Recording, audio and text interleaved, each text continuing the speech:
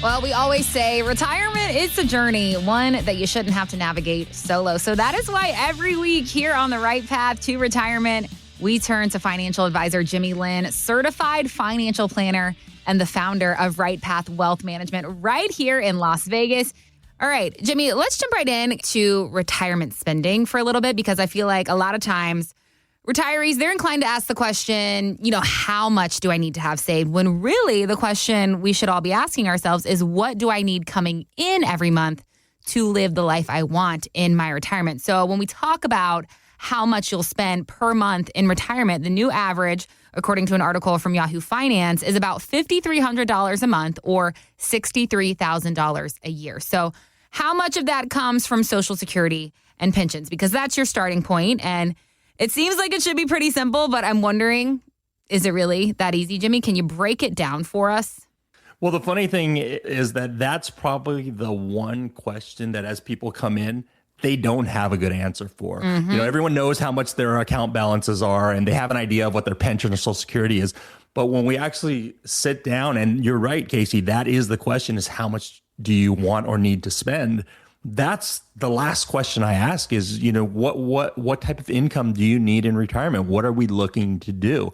And it should be easy, but that could be daunting because they can kind of have an idea of what their bills look like, but not everyone tracks their bills, right? We make a paycheck, the money comes in, we pay our bills, and whatever's left is left. And most people don't really track where those expenses go. Well, we really do want to make sure that as we go into retirement, we have a better handle on that.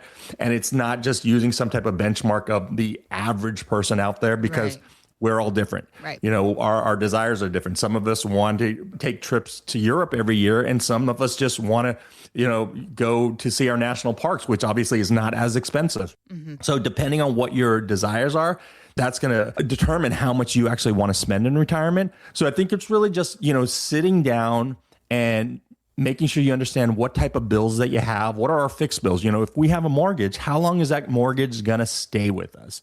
But I'll tell you, Casey, one of the big pieces that people kind of miss or underestimate are the healthcare expenses. Ooh, yes. Typically we kind of add some inflation to our projections for our clients, but you got to make sure that you inflate your healthcare costs differently, because they typically will inflate at twice the rate of normal inflation.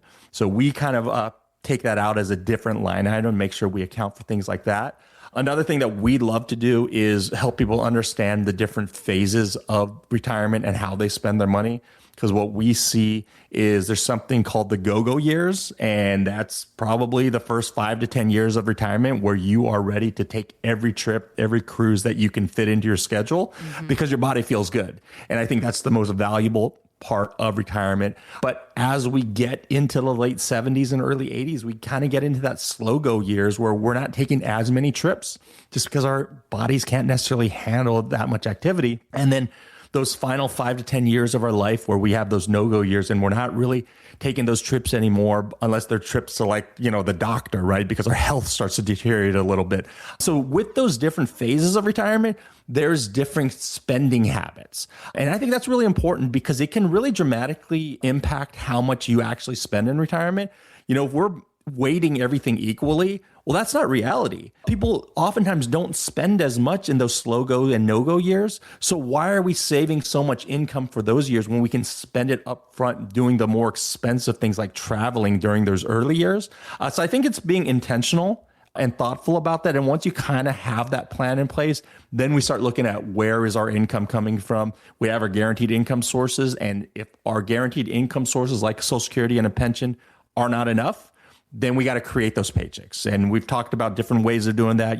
There's making sure that we have things like an index annuity where we can generate some income there, or we have our investments that are strategized to create income there, whether it's through dividend payments or just living off of our investments. So having that strategy in place, you got to start with understanding what you're going to spend. And so that really is the starting point, is how much do we want to spend, and in what parts of our retirement are we going to spend that money? Do you see instances where people get tripped up on these averages? Maybe they read some of these retirement generalities and it trips them up. They focus too much on this average, and maybe they see $5,300 a month. That's the new average spending in retirement per month. maybe that doesn't feel realistic to them, or maybe that surprises them. Do you see people who focus too much on these numbers and it trips them up a little bit in their planning?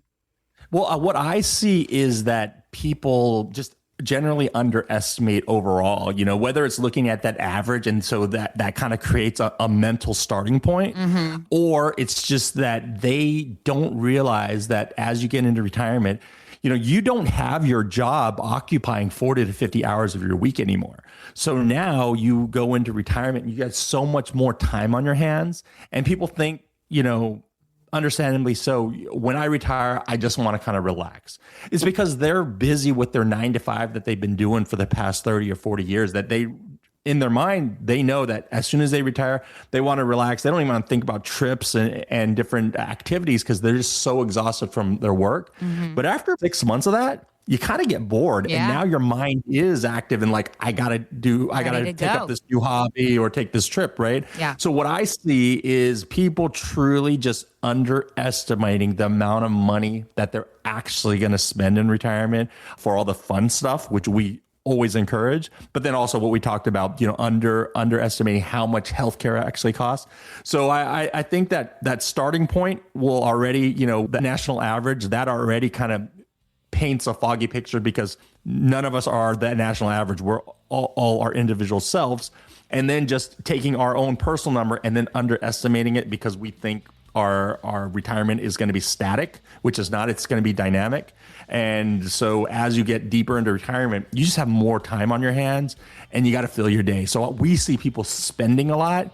And so you have to make sure you account for that, because if you don't have an income plan to supplement what your lifestyle is actually going to be, you actually do run the risk of running out of money. And that's the last thing we want to see. Number one fear in retirement. We know that's true. That's going to do it for us today here on the right path to retirement. But Jimmy and I will be back next week with more retirement insight for Las Vegas. But until then, Jimmy, I'm going to hand it back over to you to take us out today. What's the final word? Hi, everyone, just stay cool out there, and please give us a call if you have any questions, and we will set you on that right path to retirement. Insurance products are offered through the insurance business Right Path Wealth Management. Right Path Wealth Management is also an investment advisory practice that offers products and services through Impact Partnership Wealth, LLC, a registered investment advisor. IPW does not offer insurance products. The insurance products offered by Right Path Wealth Management are not subject to investment advisory requirements. Investing involves risk, including potential loss of principal. Any reference to the protection, safety, or lifetime income generally refer to fixed insurance products, never securities or investments. Insurance guarantees are backed by the financial strength and claims paying ability of the issuing carrier. This radio podcast is intended for informational purposes only.